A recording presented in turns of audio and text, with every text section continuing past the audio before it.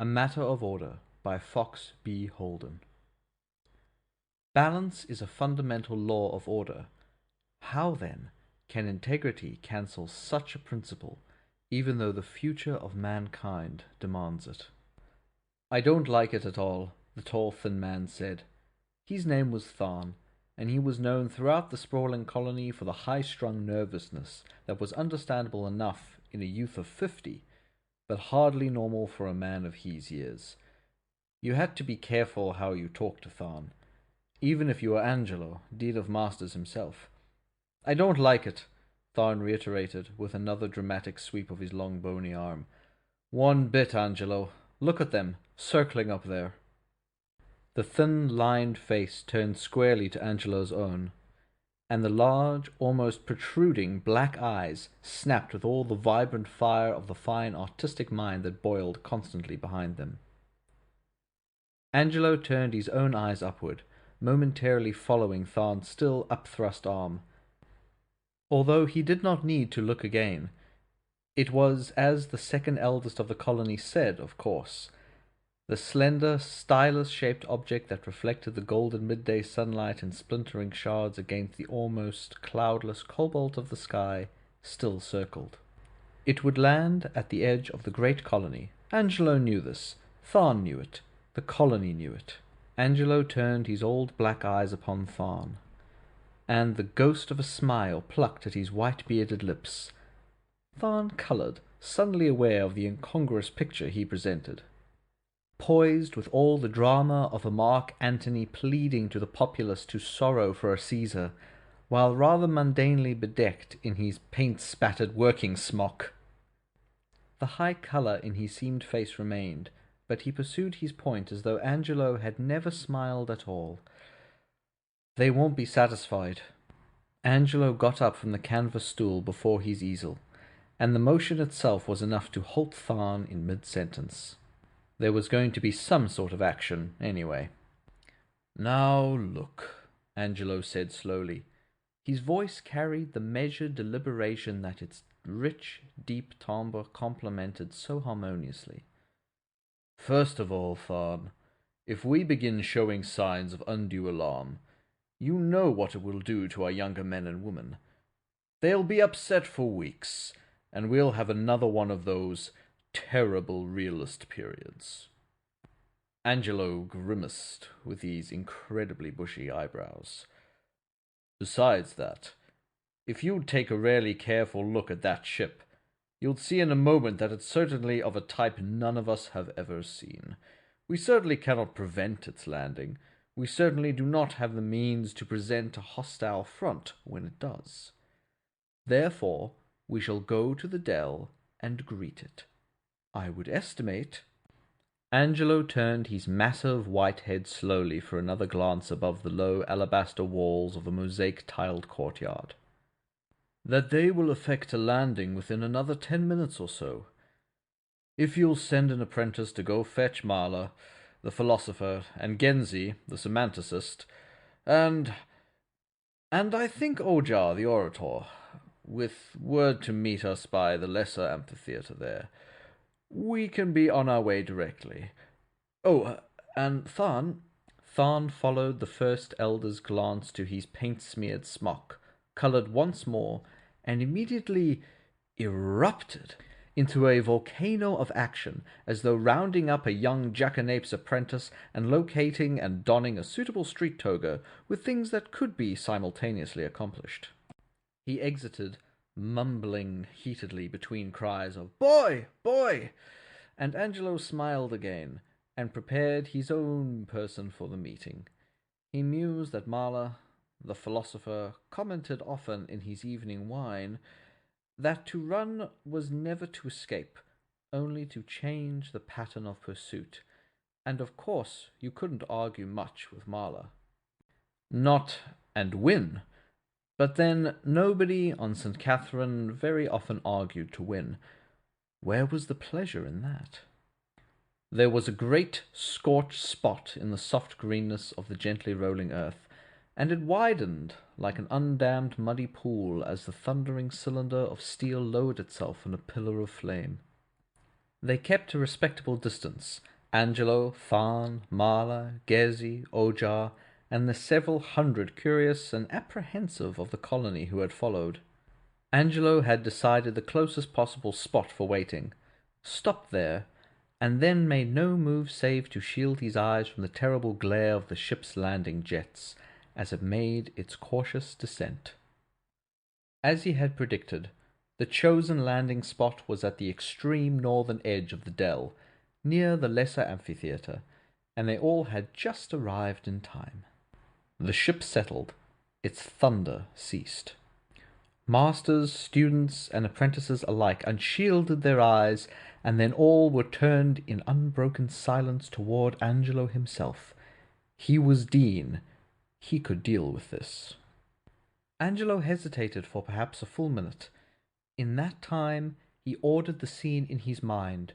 The ship from space, thrust upward toward the heavens like some weapon of challenge, surrounded by the gentle undulations of the low Renoir range to the far west, the rugged ice-capped Alps of Cézanne to the south, and further distant still the low, wind-tossed and wild Van Gogh plain that stretched endlessly to the east, and finally to the north, the fertile richness of the valleys of Rembrandt, which reached as far as the eye could see. All this, and the warmth of the clear atmosphere that embraced it all, was seen and felt in that minute by Angelo and by the rest, as he intended they should. This, the minute seemed to say, is yours. Do not betray it. And then he was walking with the dignified deliberation of his office toward the ship, the pure white of his full toga billowing gently in the soft breezes of the dell. There was a clanging sound. A round section of the ship, near the wide fins of its stern, swung open. Men came through it, started down a series of metal rungs to the ground. As he walked, Angelo counted them. 1, 2, 3. 3 men. 3 men from Earth, of course. And he knew what they wanted. They met halfway. 3 men from Earth in their blue and silver uniforms, their heads close-shaven, their boots polished as though fashioned of metal. And Angelo, inches shorter than they, far greater in girth than they, with his feet in hide sandals and his long white hair falling free to merge with the rolling folds of his single garment. The man in the middle of the uniformed trio spoke, the obvious leader. "This is the colony of artists, planet of St. Catherine?" The heavy sound of his voice seemed to balk at the words ever so slightly. "You are their leader?" "I am Angelo, Dean of Masters here," Angelo replied. "I do not lead, but guide instead. I am at your service, gentlemen of Earth." "You seem certain of where we are from." "But of course. Do I not immediately recognize and speak your tongue?" "You would, of course," the leader said, and Angelo did not miss the hint of grudging acknowledgment in his voice as he said it. In face he was little different from the other 2, although perhaps a year or 2 older, but for all practical purposes they were the same. The high foreheads, the 2 closely spaced blue eyes, the sharp, disciplined features, the lack of any genuine character at all. They were as much of the same bolt of cloth as the uniforms they wore. "Of course," Angelo smiled. "Our memories here on St. Catherine are fortunately long, and our libraries are well filled and well used. And of course we have been expecting you." "Expecting us?" "Naturally." And again Angelo smiled. "It is a philosophical truth, after all. Man is a social creature by nature, and as such must continually seek the company of his own kind. And, of course—" and there was a hint of a repressed glitter in the old man's eyes, "the people of Earth have always known, and have have never forgotten where we of St. Catherine were to be found.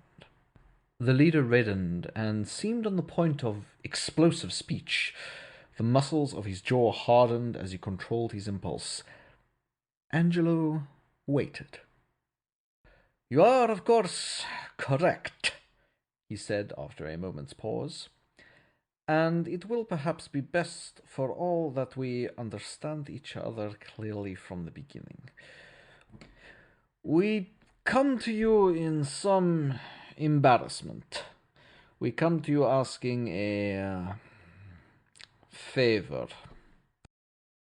The last word the leader uttered with a distaste that the best of his self-discipline could not control, and Angelo chuckled inwardly. A favor, was it? Embarrassed, were they? He could quite imagine. "Perhaps," Angelo said, "it would be more comfortable to discuss your mission in my studio. Will you gentlemen follow me, please?" He turned and began walking back to where the others waited, and the three men from Earth followed him. At first they balked for the briefest moment, but they followed him. The studio of Angelo, Dean of Masters, was open to the sky like his courtyard, for this was the fair season on St. Catherine in this latitude, and not yet time to draw the transparent tarpaulin skylight across the tops of his studio walls. Angelo had seated himself near the centre of the superbly muralled room, on one of the low, colourful cushions so widely preferred in the colony to the more formal furniture that was still to be found, to some extent, in the shops and homes of the artisans. Artists in their own way, of course, and some practical work had to be put up with to satisfy the more mundane requirements of existence. As long as they took true pride in the beauty of their work, the artisans would always be very welcome members of the colony, as well, to be sure, as necessary. And seated in a semicircle behind Angelo were the other elders, and 2 or 3 advanced students to cater to whatever needs might arise during the conference. There would be no apprentices here. Before Angelo, taking to their cushions rather awkwardly, his beard, fortunately, was of sufficient luxuriance to cloak the tiny smile of satisfaction at his lips, were the 3 Earthmen, their leader, of course, in the centre, and facing Angelo directly. "We may begin at any time," Angelo said in his most courtly fashion.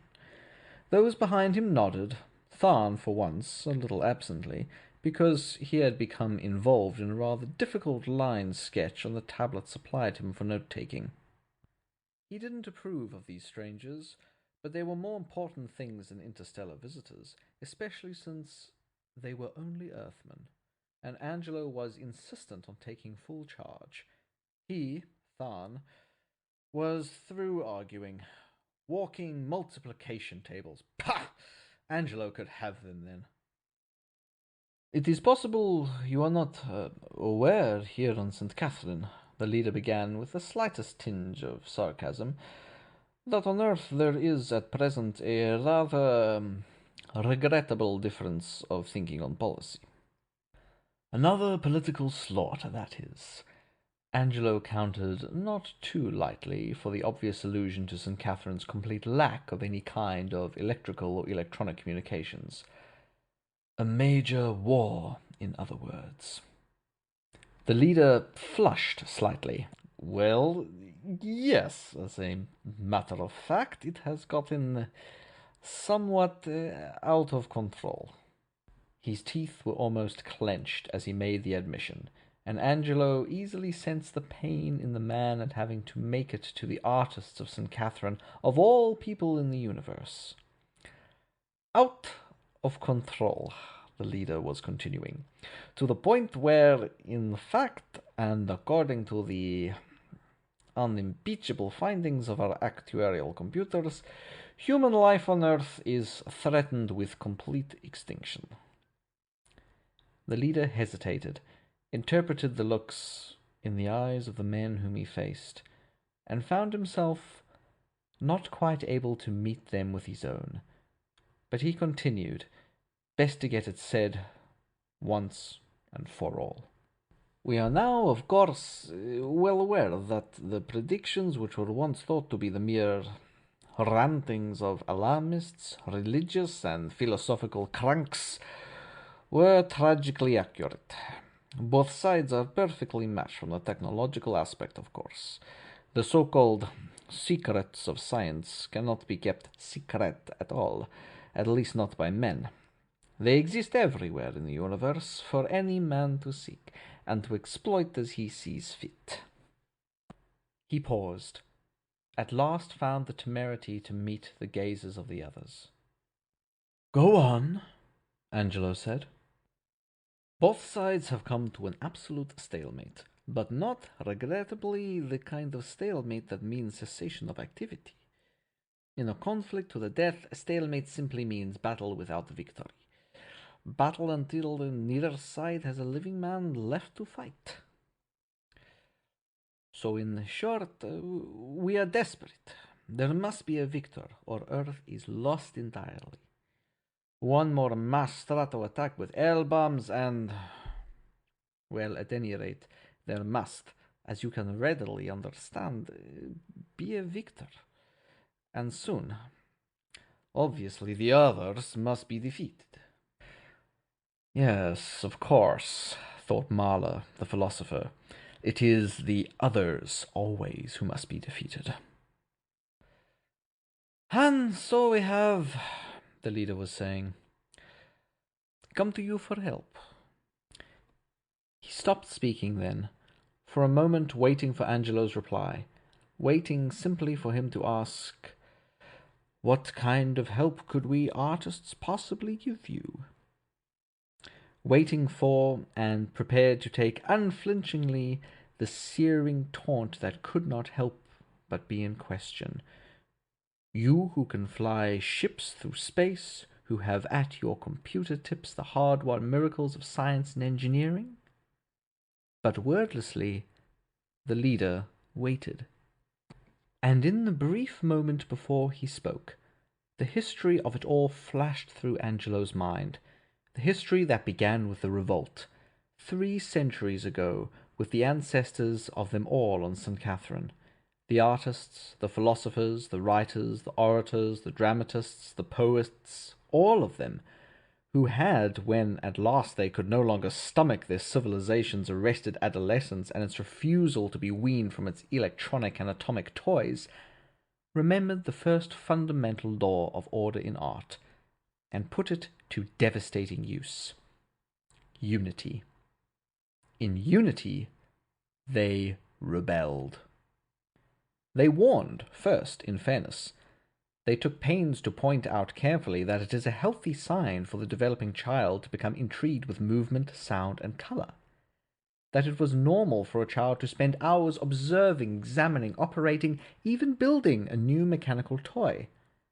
But when his new books gathered dust and fell into disuse, when he could quote all of Faraday and none of Swinburne, when this happened, his development as a human being of full depth and breadth was at an end.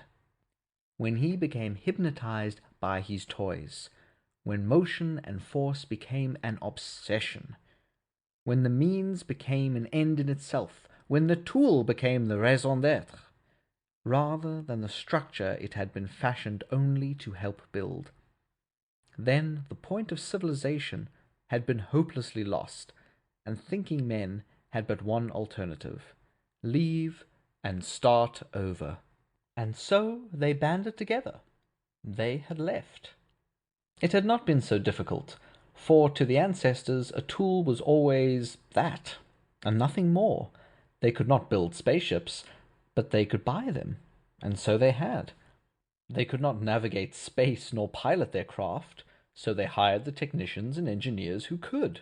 And when the ancestors had arrived at a planet of their choice, the scientists had been duly proud of their superior accomplishment in being able to find just such a planet, and of course were paid more than the engineers and technicians.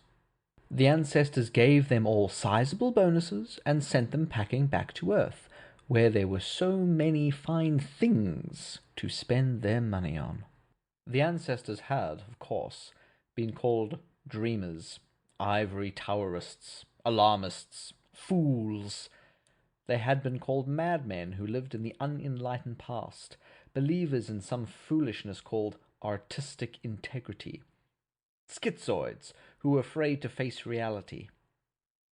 Posh, polish, and good riddance, muttered the sane ones over their charts and oscilloscopes as the last of the ancestors' ships blasted free of Earth.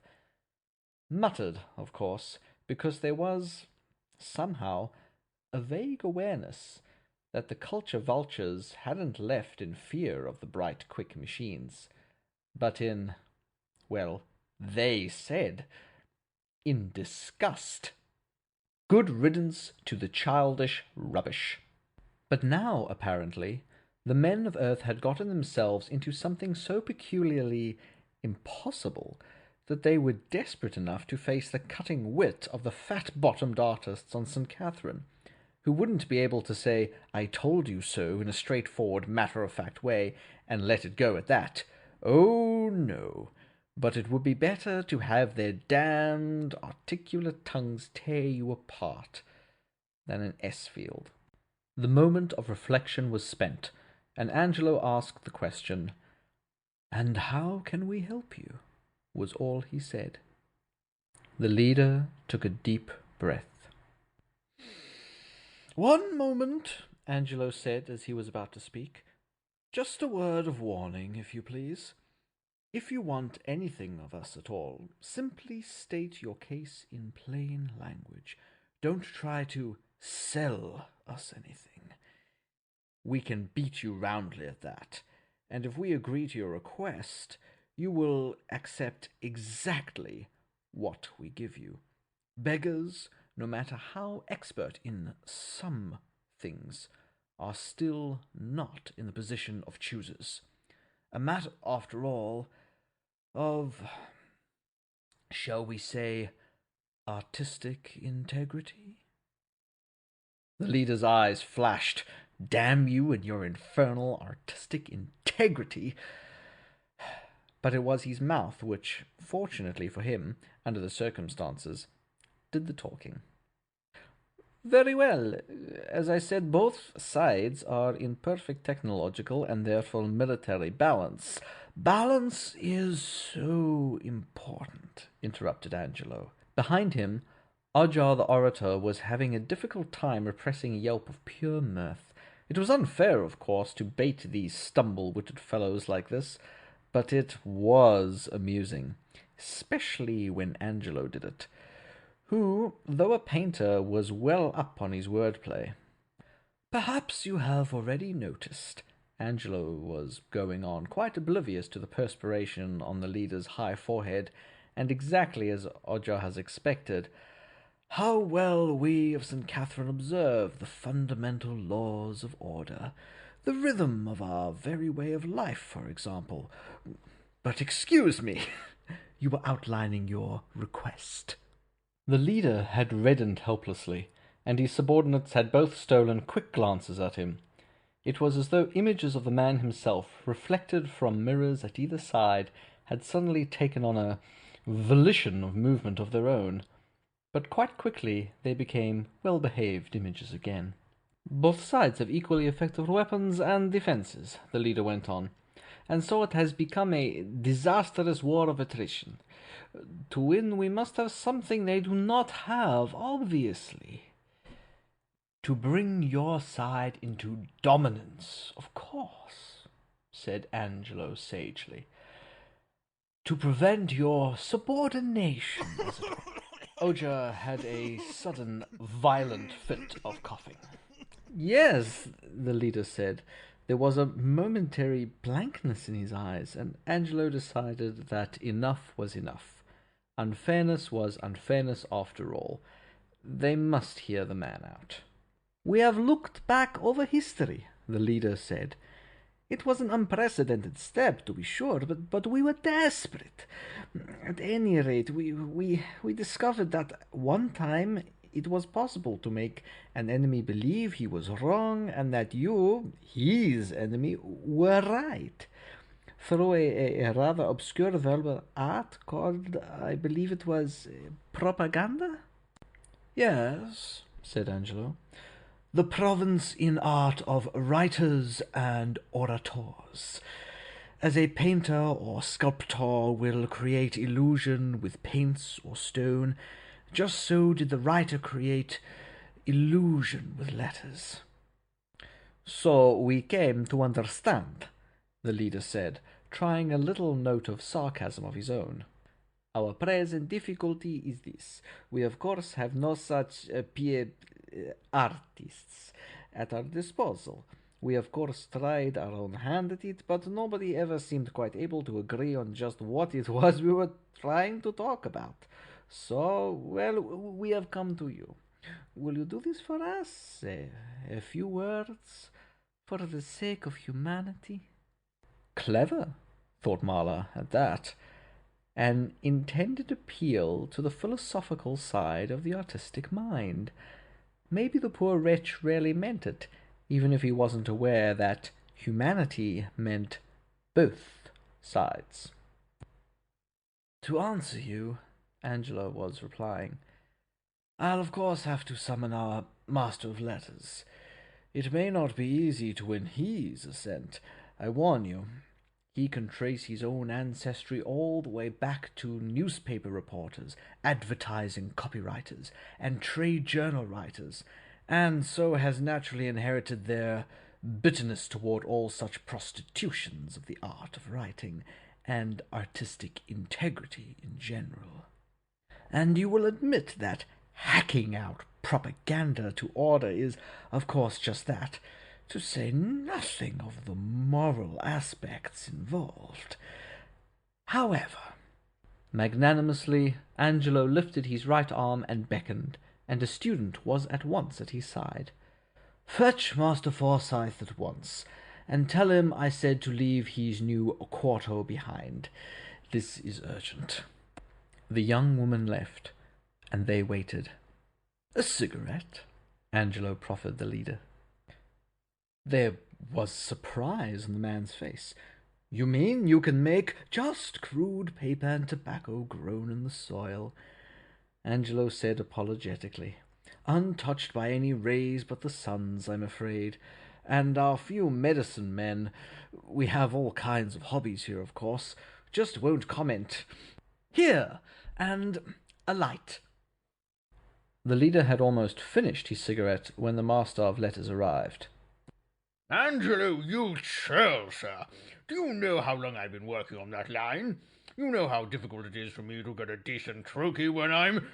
Oh, company. Capital, capital. Come, fill the cup and in the fire of spring. "Please, Forsyth, these men are here on business. They want you to do them a favor." Resignedly, Forsyth kept quiet and listened for good measure. He listened for 10 minutes, and then the leader was finished, and Forsyth said, "Epoxant!" "Please, Forsyth, he's right," came Theron's voice. "I told you I didn't like it, and I don't, and—" "He doesn't like it?" bellowed Forsyth. "Then, by heaven, I'll do it! Teach you, sire, to make charcoal caricatures of me on a day when I'm not lampooning you. Very well, but I don't think I've got too many apprentices that aren't engaged right at the moment. Nonetheless, if—" The leader was beyond control. "Apprentices, did you say?" He croaked hoarsely. "Why, you—" "What in Dante did you think, man-child?" shot back Forsyth. "You don't suppose I'd give you finished creative writers for the job of a trained ape, do you? Some apprentices I've got, and some apprentices you'll get, and only because Dean Angelo here says so." The 3 men from Earth strode with military precision back toward their ship. The leader was in the center, and his subordinates, each with bulging briefcases in both hands, were on either side. A large group from the colony walked at a slower pace behind. Angelo, as usual, was at their head, and flanking him were Tharn and Forsyth. "Another whole week wasted," lamented Forsyth. "Not that the time means anything, but those sensitive young boys and girls of mine never be the same. One of them just this morning told me she was thinking of taking up politics as a hobby. The tortures I go through for you, Angela. I still don't like it, Tharn cut him off. And I don't like them, and Forsyth, I saw what you had your precious little apprentices doing. You had them writing exactly the same tripe they wrote for the other crowd that landed 2 weeks ago. Tharn, you certainly aren't the only one who has no use for that barbaric breed. So long as they remain equally matched, they'll eventually... But that means a fundamental law of order, of course, my dear Tharn. Balance, as I think I may already have pointed out. Forsyth quoted something from an obscure source about the importance of artistic integrity, and then they watched together as the ship from Earth blasted homeward. End of A Matter of Order by Fox B. Holden. Recording by Liam Borgstrom.